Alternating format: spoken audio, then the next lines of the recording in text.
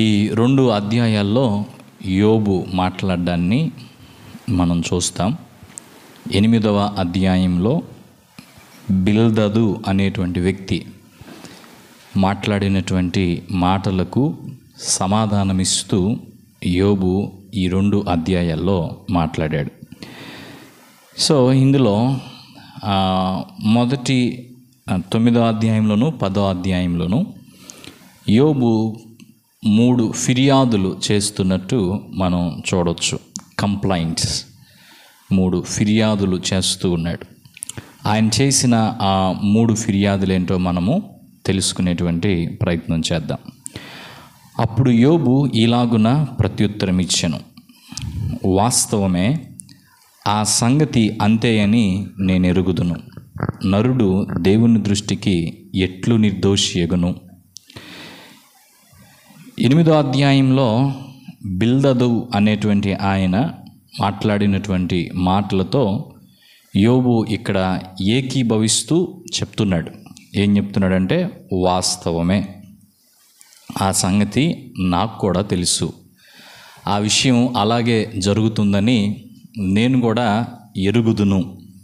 ఏంటి ఆ సంగతి అంటే, నరుడు దేవుని దృష్టికి ఎట్లు నిర్దోషియగును. మనిషి దేవుని ఎదుట దోషి ఎలా అవుతాడు? దేవుని యొక్క న్యాయం గురించి బిల్దదు ఒక గొప్ప ప్రసంగం చేశాడు 8వ అధ్యాయంలో. ఆ దేవుని న్యాయం గురించి యోబు ఇక్కడ అంగీకరిస్తూ ఈ మాటలు చెప్తూ ఉన్నాడు. 3వ వచనానికి వస్తే, వాడు ఆయనతో వ్యాజ్యమాడ గోరిన ఎడల 1000 ప్రశ్నలలో ఒక్కదానికైనను వాడు ఆయనకు ఉత్తరమియ్యలేడు. దేవుని దృష్టికి ఒక వ్యక్తి ఏ విధంగా నిర్దోషి అవుతాడు అంటే, ఇక్కడ సమాధానం ఏంటంటే, దేవుని ఎదుట దేవునితో పోరాటం చేయడం అనేది, దేవుని ఎదుట వ్యాజ్యమాడి గెలవటం అనేది సాధ్యం కాదు అన్నట్టు యోబు యొక్క భావన. ఆయన 3వ వచనంలో చెప్తున్న మాట చూడండి, ఆయనతో వ్యాజ్యమాడగోరిని ఎడల, ఎవరైనా ఆయనతో వివాదం పెట్టుకుంటే, ఎవరైనా ఆయనతో పోరాడాలని ప్రయత్నం చేస్తే 1000 ప్రశ్నలలో దేవుడు ఒకవేళ 1000 ప్రశ్నలు వేస్తే వాటిల్లో ఒక్కదానికి కూడా మనిషి ఉత్తరం ఇయ్యలేదు. తర్వాత దేవుడు వాస్తవంగా ఈ పుస్తకం చివరకు వచ్చేసరికి యోబుకు దేవుడు 77 ప్రశ్నలు వేశాడు.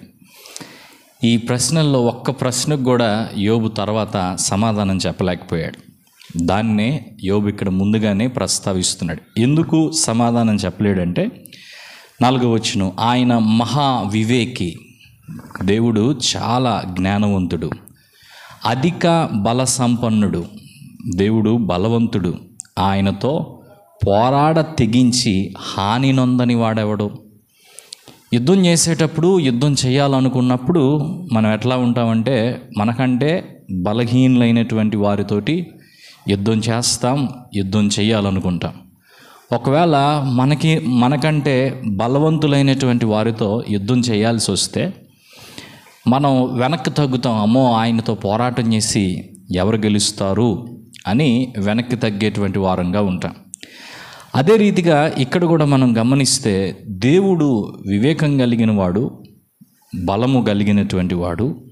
ఆయనతో పోరాడడానికి ఎవరైనా ప్రయత్నం చేస్తే ఆ పోరాటంలో ఖచ్చితంగా హాని పొందుతారు. ఒకవేళ హాని పొందకుండా ఆ పోరాటాన్ని ముగించడం అనేది సాధ్యం కాదు అని యోబు ఇక్కడ మాట్లాడుతున్నాడు. 5వ వచనం, వాటికి తెలియకుండా పర్వతములను తీసివేయువాడు ఆయనే. పర్వతాలను దేవుడు తీసివేసిన సంగతి కూడా పర్వతాలకు తెలియకుండా చేయగలిగినటువంటి సామర్థ్యం దేవునికి ఉంది. ఉగ్రత కలిగి వాటిని బోర్లదోయువాడు ఆయనే. కోపంతో ఆ పర్వతాలను, కొండరాళ్లను అవి ఉన్న స్థానముల నుండి తొలగించగలిగినటువంటి వాడు ఆయనే. భూమిని దాని స్థానముల నుండి కదిలించువాడు ఆయనే, దాని స్తంభములు అదరజేయవాడు ఆయనే. ఈ వచనాలన్నీ కూడా సృష్టిలో ప్రకృతి మీద దేవునికి ఉన్నటువంటి ఆధిక్యత, బల సంపన్నతను యోబు ఇక్కడ వివరిస్తూ ఉన్నాడు. సో భూమి విషయంలో భూమిని ఆయన కదిలించేవాడుగా ఉంటాడని, దాని స్తంభములు అదిరిపోయే విధంగా చేసేవాడుగా ఉంటాడని తెలియపరుస్తున్నాడు. 7వ వచనం, ఉదయింపవద్దని ఆయన సూర్యునికి ఆజ్ఞాపింపగా అతడు ఉదయింపడు, ఆయన నక్షత్రములను మరుగుపరచును.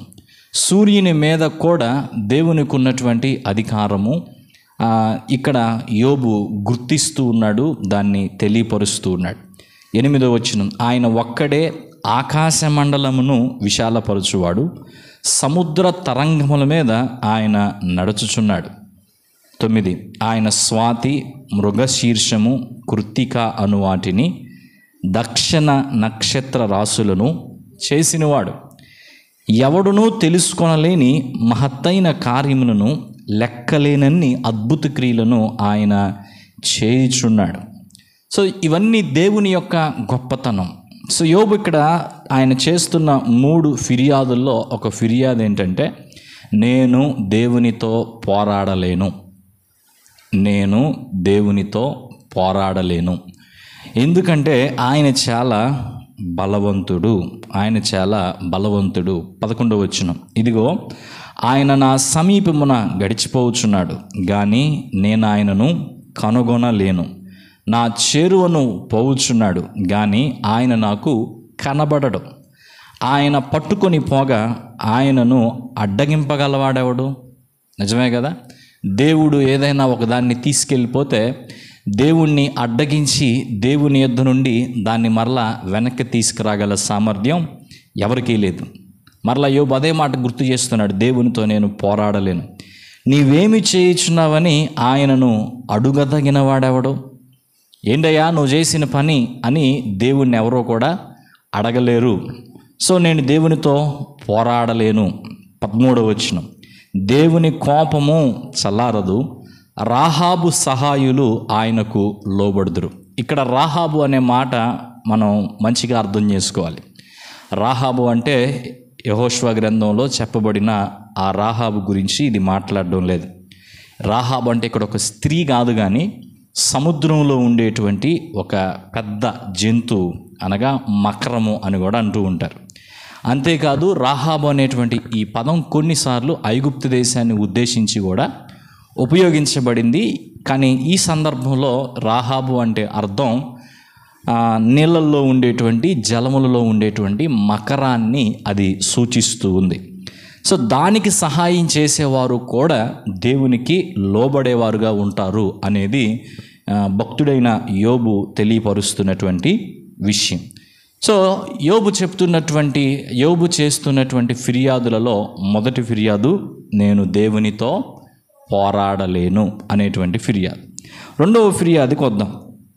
14వ వచనం, 9వ అధ్యాయం యోబు గ్రంథం 9వ అధ్యాయం 14వ వచనం, కావున ఆయనకు ప్రత్యుత్తరం ఇచ్చుటకు నేనెంతటి వాడను? దేవునికి నేను ఎలాగూ సమాధానం చెప్పగలను? సో ఇంకొక మాటలో ఆయన ఏమంటున్నాడంటే, నేను దేవునికి సమాధానము చెప్పలేను, నేను దేవునికి సమాధానము చెప్పలేను. ఆయనతో వాదించుచు సరి అయిన మాటలు పలుకుటకు నేనే పాటి వాడను. దేవునితో వాదించి నెగ్గగలిగినటువంటి వారు ఎవరూ లేరు. అందుకే పై మాటల్లో అన్నాడు, నేను దేవునితో పోరాటం చేయలేను అన్నాడు. ఇప్పుడేమో నేను దేవునికి సమాధానం చెప్పలేను అంటున్నాడు. నేను నిర్దోషినయుండినను ఆయనకు ప్రత్యుత్తరము చెప్పజాలను. వింటున్నారా? నేను ఏ తప్పు చేయకపోయినా నేను దేవునికి సమాధానం చెప్పలేను. దేవుడు చేస్తున్నటువంటి కార్యాలు, దేవుని యొక్క క్రియల విషయంలో ఆయనతో నేను పోరాటం చేయలేను, ఆయనతో నేను వాదించలేను. యోబు తన యొక్క పాపాన్ని ఇక్కడ ఏమాత్రము ఒప్పుకోవట్లేదు, కానీ దేవుని యొక్క క్రియలను గురించి, దేవుని పట్ల ఆయనకున్న విశ్వాసం గురించి కొంచెం పక్కకి తొలగిపోతున్నట్టుగా ఈ మాటలు మనకు అర్థమవుతూ ఉన్నాయి. న్యాయకర్తయని నేను ఆయనను బతిమాలు కొనదగును. న్యాయకర్తయని నేను ఆయనను బతిమాలు కొనదగును అంటే యోబు ఇక్కడ దేవుని న్యాయం కంటే కూడా దేవుని దయను కోరుకుంటున్నట్టు మనం అర్థం చేసుకోవచ్చు. 16, నేను మొరపెట్టినప్పుడు ఆయన నాకు ఉత్తరం ఇచ్చినను, ఆయన నా మాట ఆలకించెనని నేను నమ్మజాలను. ఆయన ఆలకింపక పెనుగాలు చేత నన్ను నలగగొట్టుచున్నాడు. నిర్నిమిత్తముగా నా గాయములను విస్తరింపజేయుచున్నాడు. ఆయన నన్ను ఊపిరి తీయనీయుడు, చేదైన వాటిని నాకు తినిపించును. బలవంతుల శక్తిని గూర్చి వాదము కలగగానే నేనే ఉన్నానని ఆయన అనును. న్యాయ విధిని గూర్చి వాదము కలగగా ప్రతివాదిగా నుండ తెగించువాడెవడని ఆయన అనును. చూడండి, దేవునికి నేను సమాధానం చెప్పలేను అనేటువంటి ఆ భావాన్ని ఆయన మరలా వ్యక్తపరుస్తున్నాడు. 20వ వచనం, నా వ్యాజ్యము న్యాయమైనను నా మాటలు నా మీద నేరం మోపును. వింటున్నారా? నా వ్యాజ్యము న్యాయమైందైనా, సరైనటువంటి వ్యాజ్యాన్ని నేను కనబరుస్తున్నప్పటికీ నేను మాట్లాడేటువంటి నా యొక్క మాటలు నా మీద నేరాన్ని మోపేవిగా ఉంటాయి. నేను యథార్థవంతుడనైనను దోషి అని ఆయనను నిరూపించును. గమనించండి, నేను యథార్థవంతుడనైనను దోషి అని ఆయనను నిరూపించును. అంటే దేవునికి నేను సమాధానం చెప్పలేను, దేవునికి ఉన్నటువంటి జ్ఞానం ఎదుట నేను నిలబడలేను. ఎందుకు ఆ మాట అంటున్నాడంటే, నేను యథార్థవంతుడనైనా దేవుని ఎదుట నేను దోషిగా ఉంటాను, లేకపోతే దోషిగా దేవుడు నన్ను నిరూపిస్తాడు అనే మాట ఆయన ఎందుకు అంటున్నాడంటే, నేను యథార్థవంతుడనైనను నా యందు నాకు ఇష్టం లేదు, నేను నా ప్రాణము తృణీకరించుచున్నాను, ఏమి చేసినను ఒకటే. కావున యథార్థవంతులనేమి దుష్టులనేమి భేదము లేకుండా ఆయన అందరినీ నశింపజేయుచున్నాడని నేను వాదించుచున్నాను. తేడా లేకుండా చేస్తున్నాడే దేవుడు. మంచిగా ఉన్నటువంటి వాడిని, చెడ్డగా ఉన్నటువంటి వారికి అందరికీ ఒకే రకమైనటువంటి శిక్ష తీసుకొస్తున్నాడే అని ఆయన బాధపడుతున్నాడు. సమూల ధ్వంసము ఆకస్మికముగా కలిగి నాశనము చేయగా నిర్దోషుల ఆపదను చూచి ఆయన హాస్యము చేయును. నిర్దోషుల ఆపదను చూచి ఆయన హాస్యము చేయును. అంటే నిర్దోషుల ఆపద అంటే ఎలాంటి తప్పు చేయనటువంటి వారికి కూడా ఆపద కలిగితే ఆ ఆపద కలిగిన విధానాన్ని బట్టి దేవుడు నవ్వుతున్నాడు అని యోబు మాట్లాడుతున్నాడు. భూమి దుష్టుల చేతికి అప్పగింపబడి ఉన్నది, వారి న్యాయాధిపతులు మంచి చెడ్డలు గుర్తింపలేకుండా ఆయన చేయును. న్యాయాధిపతులు తీర్పు తీర్చేటువంటి వారు ఎవరైతే ఉన్నారో వారు మంచి చెడ్డలు గుర్తించకుండా దుష్టులైనటువంటి వారికి, చెడ్డ జీవితాన్ని జీవించేటువంటి వారికి భూమి మీద పరిపాలన చేసేటువంటి హక్కు దేవుడు ఇచ్చినట్టుగా ఆయన మాటలు ఉన్నాయి. ఆయన గాక ఇవన్నీ జరిగించువాడు మరెవడు? జరుగుతున్నటువంటి ప్రతి ఒక్కటి ఎవరు చేస్తున్నారు? దేవుడే ఇవన్నీ జరిగిస్తున్నాడు అనేటువంటి మాట ఆయన మాట్లాడుతున్నాడు. చూడండి, ఈ యొక్క విషయాల్లో ఒకందుకు మనం ఇక్కడ యోబును మెచ్చుకోవాలి. అదేంటంటే, తన కష్టాల మధ్య, తనకున్న ప్రశ్నలన్నిటి మధ్య, తాను చేస్తున్న ఫిర్యాదులన్నిటి మధ్య దేవుడు లేడు అని మాత్రం యోబు అంటలేదు. చాలామంది వాళ్ళ జీవితంలో కలిగే కొన్ని కష్టాలను బట్టి, వారు ఎదుర్కొంటున్న కొంత అన్యాయాన్ని బట్టి, ఇది ఎందుకు ఇలా జరిగింది, అదెందుకు అలా జరిగిందని మాట్లాడుతూ కొన్ని ప్రశ్నలకు వారికి సమాధానం దొరకనందుకు వాళ్ళు ఒక ముగింపుకు వస్తారేమనంటే దేవుడు లేడు అని. యోబు మాత్రం ఆ విధమైన ముగింపుకు రాలేదు. కానీ దేవునితోనే దేవుని యొక్క న్యాయం గురించి తనకున్నటువంటి అభిప్రాయాలు తాను వ్యక్తపరుస్తున్నాడు, కానీ నాస్తికుడిగా మాత్రం మారట్లేదు. సాతాను కోరుకునేది అదే. కష్టాల మధ్య దేవుణ్ణి విడిచిపెట్టి నాస్తికులుగా మనం మారాలని దేవుడు సాతాను ఆలోచిస్తూ ఉంటాడు. కానీ యోబు ఆ విధంగా దాన్ని జరగనివ్వకుండా దేవుని యొక్క ఉనికిని గుర్తిస్తూనే మాట్లాడుతున్నాడు. 25, పరుగు మీద పోవు వాని కంటే నా దినములు త్వరగా గతించుచున్నవి. పరిగెత్తేటువంటి వ్యక్తి కంటే కూడా త్వరగా నా రోజులు గతించిపోతున్నాయి. క్షేమము లేకయే అవి గతించిపోవచ్చున్నవి. రెల్లు పడవలు దాటిపోవునట్లు అవి జరిగిపోవును. ఎర్ర మీదకి విసురున్న దిగు పక్షిరాజు వలె అవి త్వరపడిపోవును. నా శ్రమను మరిచిపోయేదనని దుఃఖము కూడిన ఇండుట మాని సంతోషముగా నుండేదననియు నేను అనుకుంటున్నా. నా సమస్త బాధలకు భయపడి వణుకుచున్నాను. నీవు నన్ను నిర్దోషినిగా ఎంచవను సంగతి నేను నిశ్చయముగా ఎరిగి ఉన్నా. తన బాధను ఒకవైపు యోబు వ్యక్తపరుస్తూనే, నా బాధ ఇలాగున్నా, దేవుడు చేసే కార్యాలు ఇంకొక విధంగా ఉన్నా, నేనేం చెప్పగలను దేవునికి? నేను దేవునికి సమాధానం చెప్పలేను, నేను దేవునితో పోరాటం చేయలేను అని దేవుని మీద ఫిర్యాదు చేస్తున్నటువంటి వాడుగా యోబు ఇక్కడ కనబడుతున్నాడు. 29, నన్ను దోషినిగా ఎంచవలసి వచ్చాను కదా, కాబట్టి నాకు ఈ వ్యర్థ ప్రయాసనేలా? నేను ఎట్లాగూ నన్ను దోషిగా చేశారు కదా, ఇంక నేను కష్టాలు అనుభవించడం దేనికి? ఒకసారి చనిపోతే బాగుండదా అన్నటువంటి మాటలు. నేను హిమముతో నన్ను కడుగుకొన్నను, సబ్బుతో నా చేతులు కడుగుకొన్నను, నీవు నన్ను గోతిలో ముంచెదవు, అప్పుడు నేను సొంత వస్త్రములకై అసహ్యుడు నగుదును. ఆయన నావలే నరుడు కాడు, నేను ఆయనతో వ్యాజ్యమాడజాలను. ఇప్పుడు చూడండి, మొదటి నుంచి కూడా యోబు మాట్లాడుతున్నటువంటి మాటలు గమనిస్తే 9వ అధ్యాయంలో 3వ వచనంలో ఏం చూసాం? ఆయనతో వ్యాజ్యమాడ గోరిన ఎడల 1000 ప్రశ్నల్లో ఒకదానికైనను వాడు ఆయనకు ఉత్తరం ఇయ్యలేడు. అంటే దేవునితో మనము వ్యాజ్యం ఆడలేము, దేవునితో మనం పోరాటం చేయలేము అన్నాడు. దానికి కారణం ఏంటి? 4వ వచనం నుండి 10వ వచనం వరకు కారణాలు చెప్పాడు. ఏం కారణాలు చెప్పాడు? మహావివేకి అని చెప్పాడు, 2 బల సంపన్నుడు అని చెప్పాడు, తర్వాత ప్రకృతి మీద ఆయనకున్న అధికారం గురించి చెప్పాడు. అంటే పర్వతాల విషయంలో కానీ, భూమి విషయంలో కానీ, సూర్య చంద్ర నక్షత్రాల విషయంలో కానీ, దేవుడు చేసే కార్యాలు, దేవునికి ఉన్నటువంటి గొప్పతనం గురించి మాట్లాడుతూ, ఇలాంటి వాడు ఆయనతో నేనెక్కడ పోరాటం చేయగలను అని చెప్పి అన్నాడు. అంతవరకు బాగానే ఉంది.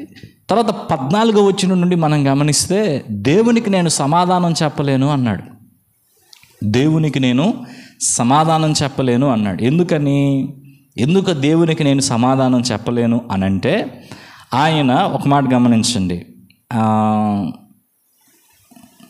22, యథార్థవంతులనేమి దుష్టులనేమి భేదం లేకుండా ఆయన నశింపజేస్తున్నాడు. తర్వాత నా మాటలతోటి, అది 14వ వచనంలోనే ఉంది, నా మాటలతోటి నేను దేవునికి సమాధానము చెప్పలేను. తర్వాత ఆయన చేసేటువంటి క్రియలను బట్టి నేను ఒకవేళ నిర్దోషిని అయినా కానీ నేను దేవునికి సమాధానం చెప్పలేను. ఇవన్నీ చెప్తూ ఇప్పుడు 32వ వచనంకి వచ్చేసరికి ఆయన అంటున్న మాట చూడండి, ఆయన నావలే నరుడు కాడు.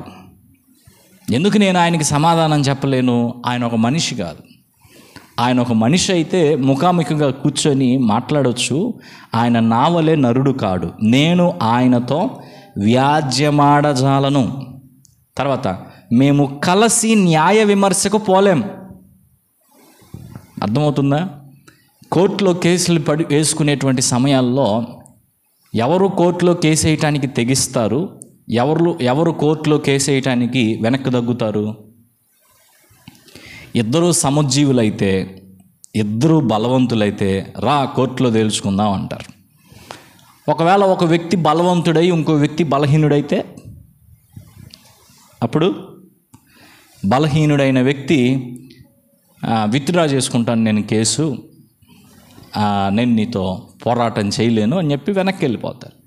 సో యోబు ఇక్కడ మాట్లాడుతున్న మాటల ప్రకారం చూస్తే, బిల్దదేమో దేవుడు న్యాయవంతుడు, దేవుని న్యాయాన్ని బట్టి ఇలా జరిగింది, అందుకే నీ జీవితంలో కష్టాలు వచ్చినాయి అని చెప్పేసి బిల్దదు మాట్లాడితే, యోబు నిజమే, నేను కూడా ఒప్పుకుంటున్నాను దేవుడు న్యాయవంతుడని, కానీ ఆయన న్యాయవంతుడు అయినప్పటికీ ఆయన చేస్తున్న కార్యాలను బట్టి నేను ఆయనతో పోరాటం చేయలేను, ఆయన చేస్తున్న కార్యాలను బట్టి నేను ఆయనకి సమాధానం చెప్పలేను, నువ్వెందుకు ఇలా చేస్తున్నావని నేను ఆయన్ని అడగలేను. నీకు ఈ మాటలు అంటున్నాడు, మేము కలిసి న్యాయ విమర్శకు పోలేము, తీర్పు తీర్చండి, దేవునికి నాకు తీర్పు తీర్చండి అని మేము ఇద్దరం కలిసి న్యాయ విమర్శకి వెళ్ళలేము. ఎందుకని? ఆయన నరుడుగాడు. ఇంకో మాట ఉంటుంది చూడండి, మా ఇద్దరి మీద 33, మా ఇద్దరి మీద చేయి ఉంచదగిన మధ్యవర్తి మాకు లేడు. ఇప్పుడు ఇద్దరు వ్యక్తుల మధ్య ఏదైనా అసమాధాన పరిస్థితి వస్తే, తగాద ఏదైనా ఏర్పడితే, ఈ ఇద్దరి మధ్య ఇంకొక వ్యక్తి ఉండాలి. ఇంకొక వ్యక్తి ఉండి ఆ వ్యక్తితోనూ ఈ వ్యక్తితోనూ మాట్లాడి సంప్రదించి ఇద్దరి మధ్య సయోధ్య కుదర్చాలి. ఇప్పుడు ఇక్కడ ప్రాబ్లం ఎవరెవరికి మధ్య? దేవునికి యోబుకు మధ్య. సో దేవునికి యోబుకు మధ్య సమస్య అయినప్పుడు అటు దేవునితోనూ ఇటు యోబుతోనూ ఇద్దరితోనూ మాట్లాడి ఇద్దరి మీద తన చెయ్యి ఉంచదగిన వ్యక్తి, అది యోబు అంటున్నాడు.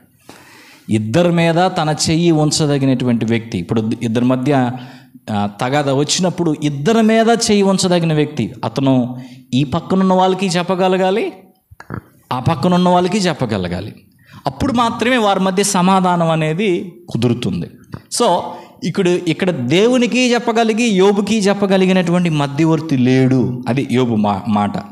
మా ఇద్దరి మీద చెయ్యి ఉంచదగిన మధ్యవర్తి మాకు లేడు, కాబట్టి నేను దేవునితో పోరాటం చేయలేను, దేవునికి నేను సమాధానము చెప్పలేను. 34, ఆయన తన దండమును నా మీద నుండి తీసివేయవలను, నేను భ్రమసిపోకుండా ఆయన తన భయంకర మహత్యమును నాకు కనబరచకుండవలెను. అర్థమవుతుందా? నేను దేవునితోటి పోరాటం చేసేటువంటి క్రమంలో ఒకవేళ పోరాటం చేస్తే, దేవునితో వాదించడం ప్రారంభిస్తే దేవుడు ఏం చేయాలంట? ఆయన దండం నా మీద నుంచి తీసేయాలి. అంటే భయం, యోబుకు ఉన్నటువంటి భయం అర్థం చేసుకోండి.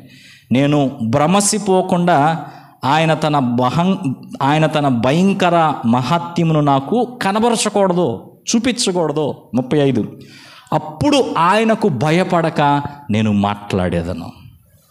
ఎందుకు నేను దేవునికి సమాధానం చెప్పలేను అని యోబు అంటున్నాడు? చాలా కారణాలు వచ్చినాయి, గమనించండి. ఇక్కడ ఎందుకు నేను దేవునికి సమాధానం చెప్పలేను యోబు అంటున్నాడంటే, దేవునితో మాట్లాడడానికి యోబుకు భయమేస్తుంది. ఎలాగనగా నేను అట్టి వాడను కానును కొనుచున్నాను. ఇప్పుడు గమనించాల్సిన ఒక విషయం ఏంటంటే, 33వ వచనం మీద మనం దృష్టి పెడదాం. మా ఇద్దరి మీద చెయ్యి ఉంచదగిన మధ్యవర్తి మాకు లేడు అని యోబు అన్నాడు. యోబు కాలానికి అది సరిపోయింది, కానీ ఈ రోజుకి ఆ మాట వర్తించదు. ఎందుకని? ఇప్పుడు మనకు ఒక మధ్యవర్తి ఉన్నాడు. దేవుని మీదను మనుష్యుల మీదను చెయ్యి ఉంచదగిన మధ్యవర్తి ఉన్నాడు. ఎవరు? ఆయనే ప్రభువు అయిన యేసుక్రీస్తు. ప్రభు అయిన యేసుక్రీస్తు వారు దేవునికి మానవులకు ఇద్దరికీ ఆయన మధ్యవర్తి అయి ఉన్నాడు.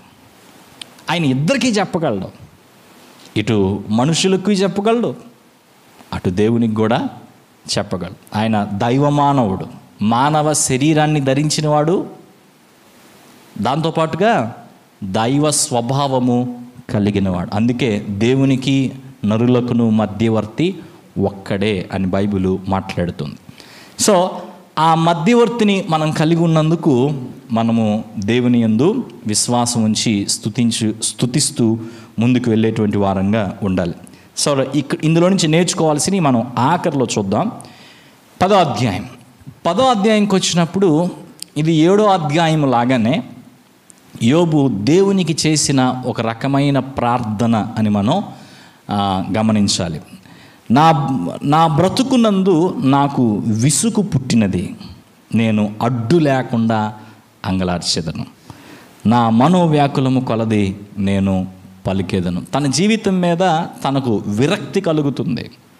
ఎందుకంటే ఆస్తి కోల్పోవడం, పిల్లలను కోల్పోవడం, ఒళ్ళంతా పుళ్ళు, ఒళ్ళంతా గాయములతో నింపబడటం, ఊరికి దూరంగా నెట్టివేయబడడం.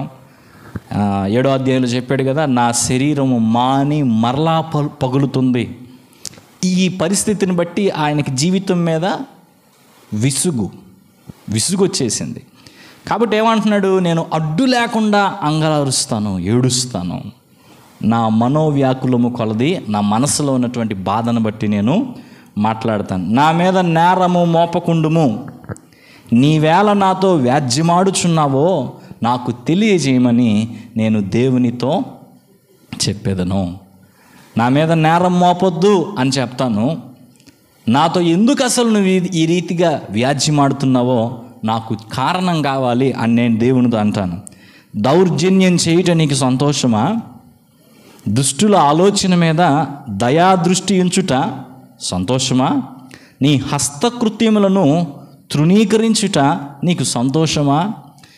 ఈ అధ్యాయం అంతట్లో మనం యోబు చేస్తున్న ఫిర్యాదు ఎలా ఉంటుందంటే, అసలు దేవుడు చేస్తుంది ఏంటో నేను అర్థం చేసుకోలేకపోతున్నాను. నేను దేవునితో పోరాడలేను అన్నాడు మొదటి సెక్షన్లో. నేను దేవునికి సమాధానం చెప్పలేను అన్నాడు. ఇప్పుడు మూడోది, నేను దేవుణ్ణి అర్థం చేసుకోలేను, నాకు అర్థం అవ్వట్లేదు దేవుడు ఎందుకు ఇలా చేస్తున్నాడో, దేవుడు ఎందుకు ఈ విధంగా తన యొక్క కార్యాలు జరిగిస్తున్నాడో నాకు అర్థం అవ్వట్లేదు. ఇక్కడ ఈ మాట చూడండి, నీ హస్తకృత్యములు తృణీకరించుట నీకు సంతోషమా? అంటే ఏంటి? నేనెవరు? నువ్వు చేసిన సృష్టే కదా. నాకు ఇచ్చిన పిల్లలు ఎవరు? నువ్వు ఇచ్చిన వాళ్ళే కదా. నువ్వు చేసిన దాన్ని నువ్వెందుకు పాడు చేస్తున్నావు? నువ్వు చేసిన దాన్ని నువ్వెందుకు బాధ పెడుతున్నావు? నువ్వెందుకు లెక్కలో లేనట్టు చూస్తున్నావు? నా బాధ నువ్వెందుకు పట్టించుకోవట్లేదు? అది యోబు మాట్లాడుతుంది. ఇంకా చూడండి, దౌర్జన్యం చేయటం నీకు సంతోషం కాదు కదా, మరెందుకు దౌర్జన్యం జరుగుతుంటే ఊరుకుంటున్నావు? దుష్టుల ఆలోచన మీద దయాదృష్టి ఉంచుట సంతోషమా? ఎవరైనా చెడ్డ కార్యాలు చేస్తే వాళ్ళ మీద దయగలిగి ఉంటావా తీర్పు తీర్చకుండా? అది నీకు సంతోషం కాదు కదా, మరెందుకు అలా ఉంటున్నావు? 4, నీ నేత్రములు నరుల నేత్రములు వంటివా? మనుషులు కళ్ళలాగా నీ కళ్ళు ఉండవు కదా. నరులు ఆలోచించినట్లు నీవు ఆలోచించువాడువా? మనుషులు ఆలోచనలాగా నీ ఆలోచనలు ఉండవు కదా. నీ జీవితకాలము నరుల జీవితకాలం వంటిదా? మనుషులు ఎంతకాలం అయితే జీవిస్తారో అలా నువ్వు జీవిస్తావా? నీ ఆయుష్కాల సంవత్సరములు నరుల దినముల వంటివా? మనుషులకైతే మనిషి యొక్క జీవితానికి కొంత నిడివి ఉంది, అర్థమవుతుందా? ఒక 70 అనో 50 అనో 60 అనో మనకు ఒక నిడివి ఉంది. దేవుడికి వయసే లేదు. అది నీకు ఆ మనిషికి దేవునికి మధ్య ఉన్న వ్యత్యాసం చెప్తున్నాడు. 6, నేను దోషిని కాననియు నీ చేతుల నుండి విడిపింపగలవాడు ఎవడునూ లేడనియు నీవు ఎరిగియుండియు నీవేళ నా దోషమును గుచ్చి విచారణ చేయుచున్నావు. ఈ మాట చూడండి, వాళ్ళిద్దరూ వాదించిందేంటి? ఎవరిద్దరు? ఎలీఫజు బిల్దదు అనే యోబు స్నేహితులిద్దరూ వాదించిందేంటి? ఇప్పుడు వరకు వాదించిందేంటి? ఎలీఫజు అన్నాడు, నువ్వేమి విత్తేవో అదే కోస్తున్నావు అని చెప్పి ఎలీఫజు అన్నాడు. బిల్దదు అన్నాడు, దేవుడు న్యాయవంతుడు, న్యాయం తప్పి ఎవరి విషయంలో నాయన ప్రవర్తించడు. నువ్వు నీ తప్పు ఒప్పుకో, నీ పిల్లలు ఊరకే చనిపోయారా? నీ పిల్లలు తప్పు చేశారు కాబట్టి చనిపోయారు అని చెప్పి బిల్దదు మాట్లాడాడు. కానీ ఇక్కడ యోబు మొదటి నుంచి అదే వెర్షన్, అదే మాట చెప్తున్నాడు. ఏమని చెప్తున్నాడు? నేను దోషిని కాననియు, నేనే తప్పు చేయలేదు, నీ చేతుల నుండి విడిపింపగలవాడు ఎవడను లేడనియు నీవు ఎరిగియుండియు నీవేళ నా దోషమును గుచ్చి విచారణ చేస్తున్నావు. గమనించండి, నాలో ఏ తప్పు లేకపోయినా ఒకవేళ నువ్వే కనుక నాకు శిక్ష విధించాల్సి వస్తే నేను నీతో పోరాటం చేయలేనని, నేను నీకు సమాధానం చెప్పలేనని నీకు తెలిసినప్పటికీ మరెందుకు ఇంకా నా దోషం గురించి నువ్వు విచారణ చేస్తున్నావు? నా పాపమును ఎలా వెతుకుచున్నావు? ఎందుకు నా పాపాన్ని వెతుకుతున్నావు? 8 నీ హస్తములు నాకు అవయవ నిర్మాణము చేసి నన్ను రూపించి ఉన్నను, నీవు నన్ను మింగివేయుచున్నావు. నువ్వే కదా నన్ను పుట్టించావు, కానీ నువ్వే ఇప్పుడు నన్ను మింగేస్తున్నావు. 9 జిగటమన్నుగానున్న నన్ను నీవు నిర్మించితివి, మట్టి ముద్దను తీసుకొని నన్ను ఈ రీతిగా చేశావు. ఆ సంగతి జ్ఞాపకం చేసుకో, జిగటి మన్ను తీసుకొని ఈరోజు నేను కనబడుతున్న ఈ ఆకారంలోనికి తీసుకొచ్చి నీవు నన్ను మరలా మన్నుగా చేయదువా? మళ్ళా నన్ను చంపేస్తావా? నువ్వే నిర్మించి నువ్వే చంపేస్తావా? నువ్వే నన్ను మట్టిగా మారుస్తావా? నువ్వేం చేస్తున్నావో నాకు అర్థం కావట్లేదు. నీ కార్యాలేంటో నాకు అర్థం కావట్లేదు. ఒకడు పాలు పోసినట్లు నీవు నన్ను పోసితివి కదా, జున్నుగడ్డ ఒకడు పేరబెట్టినట్టు నీవు నన్ను పేరబెట్టితివి కదా. చర్మంతోను మాంసంతోను నీవు నన్ను కప్పితివి, ఎముకలతోను నరములతోను నన్ను సంధించితివి. జీవమును అనుగ్రహించి నా ఎడల కృప చూపితివి. నీ సంరక్షణ చేత నా ఆత్మను కాపాడితివి. ఇదంతా దేవుడు తనను సృజించిన విధానం గురించి యోబు జ్ఞాపకం చేసుకుంటూ మాట్లాడుతున్నాడు. పాలు పోసినట్టుగా నన్ను పోసావు, జున్నుగడ్డ పేరబెట్టినట్టుగా నువ్వు నన్ను పేరబెట్టావు, చర్మంతో కప్పావు, మాంసంతో కప్పావు, ఎముకలు నరములతో నన్ను ఒక్కటిగా చేశావు, జీవాన్ని ఇచ్చావు, నాకు నీ కృపను నాకు చూపించావు, నీ సంరక్షణ చేత నా ఆత్మను కాపాడావు. ఇప్పుడు 13, అయినను ఇంత చేసిన నువ్వు నన్ను పుట్టించడానికి, నన్ను కాపాడడానికి, నన్ను నడిపించడానికి ఇంత చేసిన నీవు నా లోపములను గూర్చి నీ హృదయములో ఆలోచించితివి. ఈ అభిప్రాయము నీకుండెనని నేను ఎరుగుదును. నేను పాపం చేసిన ఎడల నీవు దాన్ని కనిపెట్టుదువు, నా దోషమునకు పరిహారము చేయకుందువు. నేను దోష కృత్యములు చేసిన ఎడల నాకు బాధ కలుగును. నేను నిర్దోషినై యుండినను అతిశయపడను. అవమానముతో నిండుకొని నాకు కలిగిన బాధను తలంచుకొనుచుండెదను. నేను సంతోషించిన ఎడల ఎడతెగక నీ ఆశ్చర్యమైన బలమును నీవు నా మీద చూపెదవు. సింహము వేటాడినట్లు నీవు నన్ను వేటాడుచుందువు. ఎడతెగక నా మీదకి కొత్త సాక్షులను పిలిచేదవు. అర్థమవుతుందా? నేనే తప్పు చేయకపోయినా నాలో లోపాలు ఎత్తుకుతున్నావు అని యోబు మాట్లాడుతున్నాడు. చూడండి, ఈ అధ్యాయాల్లో ఇప్పుడు మనం 9వ అధ్యాయం గమనించాం, 10వ అధ్యాయం చూస్తున్నాం. ఈ అధ్యాయాల్లో యోబుకి దేవుని పట్ల ఉన్నటువంటి ఆలోచన ఎట్లా ఉంది? కష్టాలు అనుభవిస్తున్నటువంటి ఒక వ్యక్తి, తన జీవితంలో కొన్ని భయంకరమైన పరిస్థితులు అనుభవిస్తున్నటువంటి ఒక వ్యక్తి దేవుణ్ణి చూసే కోణం ఎలా ఉంటుంది అనేదానికి యోబు జీవితం ఒక ఉదాహరణ.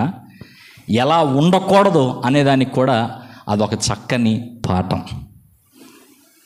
ఈ అంటే ఈ విషయాలన్నిట్లో మనకేం అర్థమవుతుందంటే, యోబు దేవుని మీద తనకున్నటువంటి విశ్వాసంలో, దేవుని న్యాయ విధి గురించి తనకున్నటువంటి అవగాహనలో కొంచెం దారి తప్పుతున్నట్టుగా, తనకున్నటువంటి బాధను బట్టి కొంచెం వేరుగా ఆలోచిస్తున్నట్టుగా మనకు అర్థమవుతా ఉంది. నెక్స్ట్ 16, నేను సంతోషించిన అది కూడా 17, సింహము అది కూడా చూసాం.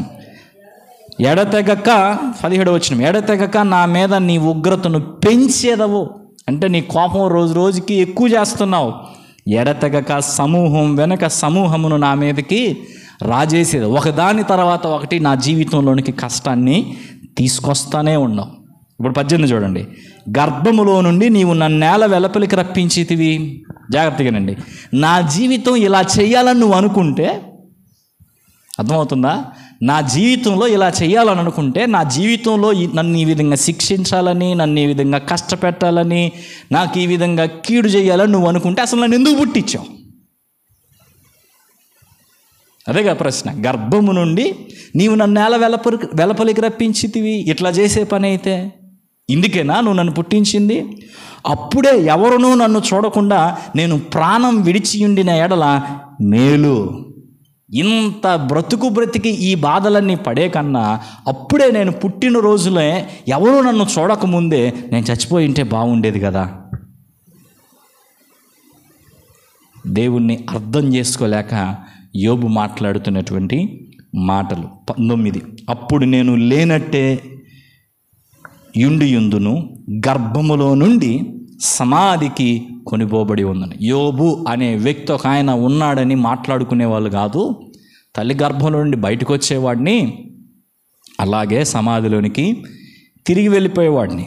నా దినములు కొంచెమే కదా, తిరిగి వెలుపలకి రాజాలని దేశమునకు, అంధకారము మరణాంధకారము గల దేశమునకు, కటిక చీకటి అయి గాఢాంధకారమయమైన దేశమునకు, భ్రమ పుట్టించు మరణాంధకార దేశమునకు, వెలుగే చీకటిగా గల దేశమునకు నేను వెళ్ళక ముందు కొంతసేపు నేను తెప్పరిల్లునట్లు నన్ను విడిచి నా జోలికి రాకుండుము. ఈ దేశం గురించి ఆయన వివరించిన ప్రతి మాట మరణాన్ని ఉద్దేశించిందిగా ఉంది. చూశాడు ఎన్నిసార్లు చెప్పాడో, నా దినములు కొంచెమే కదా, నేను ఎంతకాలం బ్రతకపోతాను, ఇంకొన్ని రోజులే కదా. తిరిగి వెలపలికి రాజాలని దేశం అంటే ఏంది? ఆ దేశం గుంటలోకి పోయినాడు మళ్ళీ వెనక్కి వస్తాడా? రాడు, వెనక్కి రాలేడు. నెక్స్ట్, అంధకారము మరణాంధకారము గల దేశం. ఏముంటుంది గుంటలో, మట్టిలో? చీకటి, కటిక చీకటి అయి గాఢాంధకారమయమైన దేశము, భ్రమ పుట్టించు మరణాంధకార దేశము. తర్వాత వెలుగే చీకటిగా గల దేశం. అంత చీకటిగా ఉండేటువంటి, కటిక చీకటిగా ఉండేటువంటి ఆ సమాధి, అది దానికి నేను వెళ్ళకముందు కొంతసేపు ప్రశాంతంగా ఉంటానయ్యా, నన్ను వదిలేసేయి. ఇది యోబు ప్రార్థన. అయితే యోబు చెప్పినట్టుగా మన జీవితంలో మనం ఎదుర్కొంటున్నటువంటి ఆ ఫ్రస్ట్రేషన్, ఆ ఒత్తిడి, విసుగు దేవుని దగ్గర మనం కనబరచవచ్చు. కానీ దేవునిపై మనకున్న విశ్వాసము, దేవుని న్యాయ విధిని గురించి కానీ, దేవుని కార్యములను గురించి కానీ మనము ఆలోచన చేసేటువంటి విధానాల్లో జాగ్రత్త వహించాలి. ఇప్పుడు యోబు ఫిర్యాదు చేస్తున్నాడు, నేను దేవునితో పోరాటం చేయలేను, ఏం చేస్తాను నేను, నా చేతుల్లో ఏముంది, ఆయన ఇష్టం. నేను దేవునికి సమాధానం చెప్పలేను, నేను అడిగేదా ఆయన్ని, నువ్వెందుకిట్ట చేసేవని. ఆయన మనిషి అయితే అడుగుతాను, ఎవరు అడుగుతారు ఆయన్ని పోయి అని అంటున్నాడు. ఇప్పుడు ఆయనే పుట్టించి, ఆయనే బాధలు పెట్టి, ప్రాణం తెప్పరలనివ్వకుండా ఒకదాని తర్వాత ఒకటి నన్ను వేధిస్తూ బాధిస్తూ ఉన్నాడు. నాకేం అర్థం కావట్లేదు ఆయన నా జీవితంలో ఏం చేస్తున్నాడో. ఇలాంటి ప్రశ్నలే ఒకవేళ మన జీవితంలో ఉంటే, యోబు ఈ మాటలు మాట్లాడడం ద్వారా, ఈ విషయాలను మనం ధ్యానం చేయటం ద్వారా దేవుడు మనకు నేర్పిస్తుంది ఏంటంటే, యోబు కాలంలో దేవునికి మనుషులకి మధ్యవర్తిగా ఉన్నటువంటి యేసుక్రీస్తు వారు ప్రత్యక్షపరచబడకపోయినా ఈరోజు మనకు ప్రత్యక్షపరచబడ్డాడు. ఈరోజు మనకు ఒక మధ్యవర్తి ఉన్నాడు. ఎవరికి మధ్యవర్తి? దేవునికి మనుషులకి, ఇద్దరికి ఆయన మధ్యవర్తి. సో మన బాధ యేసయ్య అర్థం చేసుకుంటాడు, దేవుని వైపు నుంచి దేవుడు చేసే విషయాలు కూడా యేసుక్రీస్తు వారికి అర్థమవుతాయి. అయితే ఇప్పుడు మనము మన జీవితంలో మనం అనుభవించేటువంటి, మన మనస్సును తొలిచేసేటువంటి ఈ ప్రశ్నలన్నీ కూడా యేసయ్య దగ్గరికి తీసుకురావాలి. కొంతమంది ఈ ప్రశ్నలతోటి సతమతమై నాకు చెప్పినట్టుగా, ఇంతకుముందు చెప్పినట్టుగా దేవుడు లేడు అనుకుంటారు, లేదా విశ్వాస జీవితంలో పూర్తిగా దేవునికి దూరం అయిపోతారు. అయితే యోబు జీవితంలో సంతోషించాల్సిన విషయం అది. దేవునికి పూర్తిగా యోబు దూరం కాలేదు, కానీ కొంత మసకబారుతున్నట్టుగా అనిపిస్తావు. అయితే మనం ఈరోజు గమనించాల్సింది ఏంటంటే, దేవుడు మన జీవితంలో చేస్తున్న కార్యాలను బట్టి కొన్ని మనకు అర్థం కాకపోయినా, కొన్ని విషయాల్లో మనం దేవునికి సమాధానము చెప్పలేనటువంటి వారంగా ఉన్నా, లేకపోతే దేవునితో పోరాటం చేయలేనటువంటి వారంగా మనం ఉన్నా, ఒక మాట ఎల్లప్పుడూ గుర్తుపెట్టుకోవాలి. అదేంటంటే, మనం ఆరాధిస్తున్న దేవుడు మంచివాడు, చెడ్డోడు కాదు, ఆయన మంచివాడు. అంతేకాకుండా మంచివాడు ఎప్పుడు కూడా ఏం చేస్తాడు? మేలే చేస్తాడు. అయితే ఆయన చేస్తున్నటువంటి, ఆయన అనుమతిస్తున్నటువంటి కీడు కానీ కష్టం కానీ మనకు అర్థం కాకపోవచ్చు. నిజంగా యోబు లాంటి పరిస్థితిలో ఉన్నటువంటి ఎవరికీ అది అర్థం కాకపోవచ్చు. ఎట్లా అర్థం అవుతుంది? పిల్లలకు చనిపోవటం, ఆస్తిని కోల్పోవటం, శరీరం రోగాలతో నింపబడటం అనేది ఎలా అర్థం చేసుకోవాలి? విశ్వాస జీవితంలో వెనకబడిపోవటానికి అవకాశాలు ఉన్నాయి. అయితే మనం గమనించాల్సింది ఏంటంటే, ఇలాంటి పరిస్థితులు గుండా మనం వెళ్ళాల్సి వచ్చిన దేవుడు మంచివాడు, ఆయన మేలు చేసేటువంటి దేవుడు అని మనం అర్థం చేసుకొని, ఫిర్యాదు చేస్తూ దేవుడు లేడనో, దేవుడు ఎలానో అలాగనో దేవుణ్ణి అపార్థం చేసుకొని దేవుని యొద్ద నుండి దూరం అయ్యే ప్రయత్నం చేయకుండా దేవుడు మంచివాడు, మేలు చేసేవాడనే నమ్మకం, విశ్వాసం మనలో కలిగి ఉండి ఆ విశ్వాసాన్ని బట్టే దేవుణ్ణి వెంబడించేటువంటి వారంగా మనం ఉండాలి. సో ప్రాముఖ్యంగా ఈ 2 అధ్యాయాలను బట్టి ఈ ప్రశ్న మనకు మనం వేసుకోవాలి. అదేంటంటే, నేను ఫిర్యాదు చేస్తున్నానా, విశ్వాసం ఉంచుతున్నానా? ఇదేంది అదేందని నేను ఓరక దేవుని మీద సనిగే వ్యక్తిగానో లేకపోతే ఆయన్ని ప్రశ్నలు అడిగే వ్యక్తిగానో ఉన్నానా, లేదా దేవుణ్ణి నమ్ముతున్నానా? ఆయన మంచే చేస్తాడు, నాకు నా జీవితంలో ఏం జరుగుతుందో నాకు అర్థం కాకపోయినా ఆయన నాకు మంచే చేస్తాడు. ఆయన చేసే కార్యాలను బట్టి నేను ఆయనతో పోరాటం చేయలేకపోయినా, ఆయనతో గొడవ పడలేకపోయినా, ఆయన ఎదుటికెళ్ళి ఇలా ఎందుకు చేశావు అని చెప్పి నేను ఆయన్ని అడగలేకపోయినా, నేను ఆయన్ని నమ్ముతున్నాను, పూర్తిగా నమ్ముతున్నాను. ఆయన నాకు మేలే చేస్తాడు, మంచే చేస్తాడు అనే ఆ విశ్వాసంతో మనం ముందుకు వెళ్ళాలి. కొన్నిసార్లు ఈ ప్రశ్నలు, ఇలాంటి పరిస్థితులు గుండా వెళ్తున్నప్పుడు ఈ ప్రశ్నలు మనకే వస్తాయి. కొన్నిసార్లు సాతాను మన మనసులో ఇలాంటి ప్రశ్నలు రేపుతాడు. ఇంకొన్నిసార్లు మన చుట్టుపక్కల ఉన్నటువంటి వాళ్ళు కూడా ఈ ప్రశ్నలు మనల్ని అడుగుతూ ఉంటారు. నీ జీవితంలో ఎట్టెందుకు జరిగింది, అట్టెందుకు జరిగింది? మన భక్తిని, మన విశ్వాసాన్ని, దేవుని మనం వెంబడించే విధానాన్ని ప్రశ్నిస్తూ ఈ మాటలు మాట్లాడతాం. అయితే మనలో మనకు ఆ ప్రశ్నలు వచ్చినా, సాతాను ఆ ప్రశ్నలు మన జీవితంలోకి తీసుకొచ్చిన, మన చుట్టూ ఉండేటువంటి మనుషులు ఆ విధమైనటువంటి రీతిలో మనతో వ్యవహరించిన, మనం మాత్రం ఒకటే గుర్తుపెట్టుకోవాలి. అదేంటి? దేవుడు మంచివాడు, ఆయన మేలు చేస్తాడు అని ఆయన యందు విశ్వాసంతో ముందుకు వెళ్ళే వారంగానే ఉండాలి. కానీ ఈ ప్రశ్నలకు మనలో తావిస్తే ఏమైతే మన విశ్వాసంలో వీగిపోయే వారంగా ఉంటాం. దేవుడిని ఇంకొక రకంగా అర్థం చేసుకుంటారు, చాలా ప్రమాదకరం. అప్పుడు ప్రార్థన చేయాలనిపించదు, దేవుని యొద్దకు రావాలనిపించదు, వాక్యం చదువుకోవాలనిపించదు, భక్తిలో కొనసాగాలని అనిపించదు. ఏముంది, నేనేం సంపాదించాను అనిపించింది. నమ్మకంగా ఉండి కూడా, దేవుణ్ణి నమ్మకంగా వెంబడించి కూడా నేనేం సంపాదించుకోగలిగాను అని మాట్లాడేటువంటి పరిస్థితి ఏర్పడుతుంది. కాబట్టి జాగ్రత్త పడి ఈ విషయంలో ఫిర్యాదులు మాని దేవుని మీద విశ్వాసంతో ముందుకు వెళ్ళటానికి మనం నేర్చుకునే వారంగా ఉందాం. ప్రార్థన చేసుకుందాం. పరిశుద్ధుడైన తండ్రి, యోబు యొక్క జీవితంలో యోబు అనుభవిస్తున్నటువంటి కష్టాల మధ్య, శ్రమల మధ్య తన స్నేహితులు గుచ్చి తనను ఎంతగానో వేధిస్తూ అడిగిన ప్రశ్నలకు, మాట్లాడిన మాటలకు సమాధానంగా యోబు ఎలా స్పందించాడో ఈరోజు మేము తెలుసుకున్నాం. యోబు యొక్క మాటల్లో తన యొక్క విశ్వాస జీవితంలో మీ న్యాయాన్ని గురించి, మీరు చేస్తున్న కార్యాలను గురించి తన యొక్క అవగాహన రాహిత్యము కొట్టొచ్చినట్టుగా కనబడుతున్నట్టు మేము చూసాం. యోబు తన యొక్క పరిస్థితిని బట్టి, తన జీవితంలో జరుగుతున్న సంఘటనలను బట్టి ఆయన అలా భావించి ఉంటాడని మేము అర్థం చేసుకుంటూ ఉన్నాం. యోబుకు తలెత్తిన శ్రమలు యోబుకు కలిగిన స్థాయిలో కాకపోయినా ఏదో ఒక స్థాయిలో మేము మా జీవితాల్లో అనుభవించే అవకాశం ఖచ్చితంగా ఉంది కనుక ఆ పరిస్థితులు గుండా మేము వెళ్తున్నప్పుడు మా జీవితాల్లో నీకు వ్యతిరేకంగా మారిపోయే వారంగా, అనేకమైన ఫిర్యాదులతో మా మనస్సులను నింపుకునే వారంగా, ప్రశ్నలతో నింపుకునే వారంగా, వివరణలు కోరేటువంటి వారంగా కాక, నువ్వు మంచివాడువని, మేలు చేసే దేవుడువని, మీరు మా జీవితంలో ఏమి చేసినా మా యొక్క విశ్వాసంలో వెనకడుగు వేయకుండా అన్నిటి యందు నమ్మకం ఉంచి ప్రభువా నిన్ను వెంబడించే వారంగా ఉన్నట్టుకు సహాయం చేయండి.